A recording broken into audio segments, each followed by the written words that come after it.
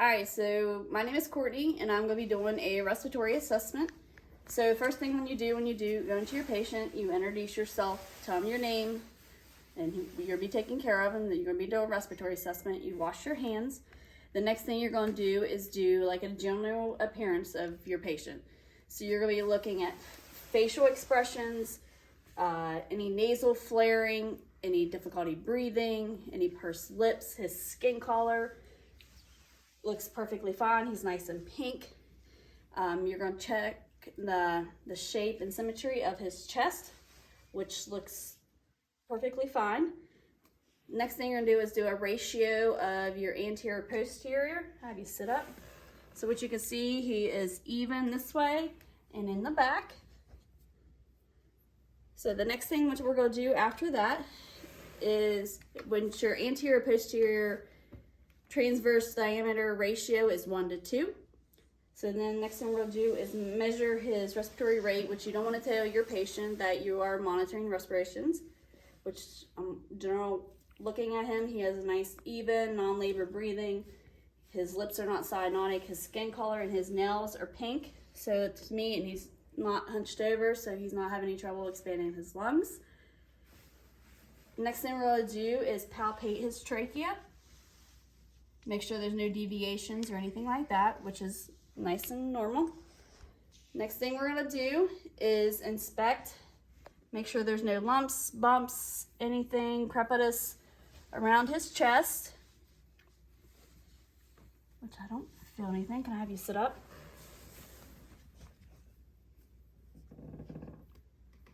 You also do some observation to make sure there's no bruising or anything like that. All right, lift up your arm. Okay, lift up your other one. Okay, relax. So then the next thing we're going to do is do anterior and posterior chest assessment, which I just did, which we was checking for tenderness, any lumps, bumps, anything that we could feel. And then next thing we're going to do is check for chest expansion. So what you're going to do is find the middle and put your thumbs down the bottom. Now take a deep breath. You can see my thumbs are expanded. All right, go ahead and sit up, stand up. Put it, and then you'll go down the middle, same again. Take a deep breath. All right, his lung is expanded. Go ahead and sit a seat. So next thing we're going to have to do is listen to his lung sounds. So we're going to start over the trachea. Take a deep breath. Another one.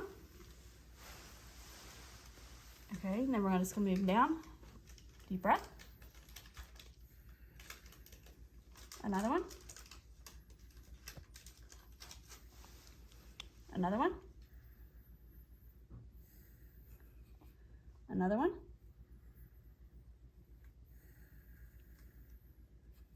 Another one.